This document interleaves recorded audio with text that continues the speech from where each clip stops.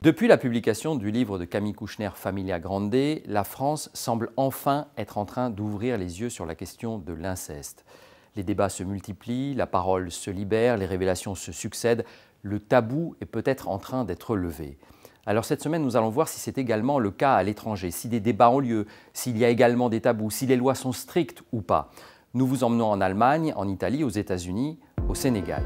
Le Monde en face, c'est chaque semaine sur France Info. N'oubliez pas de vous abonner.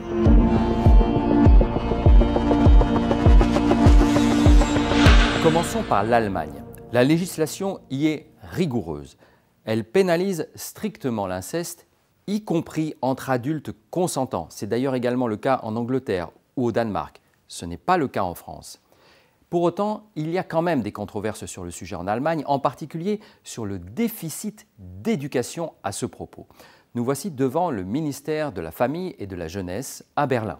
Ici en Allemagne, outre la pénalisation, il y a un point fort dans la loi, c'est le délai de prescription. 20 ans, il est plus long qu'ailleurs, si bien qu'une victime aujourd'hui, et depuis janvier 2015, peut déposer plainte jusqu'à l'âge de 50 ans. Mais ça ne fait pas tout, il faut aussi en parler à l'école, distribuer des outils de prévention, et ça n'existe que dans 2 États allemands sur 16. Un 3e État, de son côté, a décidé de créer une commission de protection de l'enfance, mais seulement après un scandale en 2017. Les États allemands regardent le problème en spectateur, estime M. Röhrich. C'est le commissaire indépendant du gouvernement fédéral chargé des abus sexuels sur mineurs. Jusqu'en décembre, il avait son bureau ici depuis 2011 au ministère de la Famille et de l'Enfance. Il a claqué la porte, ça n'a suscité aucun débat, quasiment aucune réaction et depuis ce bureau est vide.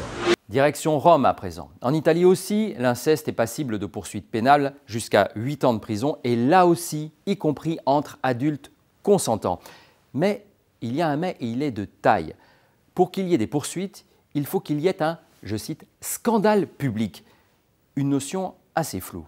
En Italie, la loi différencie l'inceste, considéré comme une infraction contre la morale familiale, et l'infraction sexuelle. Il y a inceste à partir du moment où il y a scandale public. Et la Cour de cassation définit le scandale public comme un sentiment de trouble profond qui touche un nombre indéterminé de personnes sans lien avec la famille. Il y a scandale public, par exemple, lorsqu'une jeune fille tombe enceinte après une relation incestueuse. Auquel cas, on parle bien d'inceste et de morale familiale. Mais il y a bien sûr infraction de crime sexuel en Italie. Et là, c'est une question de consentement et d'âge. En dessous de 14 ans, c'est un crime sexuel. Et entre 14 et 16 ans, même consenti, si la victime est abusée par un ascendant, il y a aussi infraction de crime sexuel.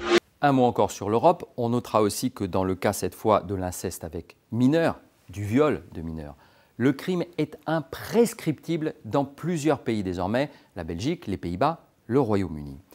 Partons un peu plus loin, les États-Unis. Dans la plupart des États, l'inceste est prohibé, et là aussi, y compris entre adultes consentants. Mais le sujet est pollué par un autre débat, celui sur l'avortement. Plusieurs élus du Parti républicain sont farouchement opposés à l'IVG, y compris en cas d'inceste. Aux États-Unis aussi, il est difficile de mesurer l'ampleur de ce phénomène. On considère que chaque année, environ 60 000 enfants sont victimes de violences sexuelles. Et ces violences sexuelles se déroulent dans 1 cas sur 3 à l'intérieur du cadre familial. Il y a une particularité ici, c'est que cette question de l'inceste est parasitée par un autre débat, celui sur l'avortement. Vous savez que ces dernières années, plusieurs États, Ohio, Alabama, Mississippi, ont adopté des lois particulièrement restrictives qui quasiment interdisent l'interruption volontaire de grossesse, même en cas de viol et même en cas d'inceste. Jusqu'ici, ces lois ont été suspendues par le gouvernement fédéral.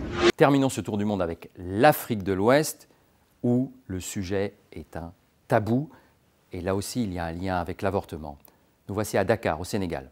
Au Sénégal, comme dans beaucoup de pays, le sujet est tabou, si tabou que les cas d'inceste traités par la justice sont extrêmement rares.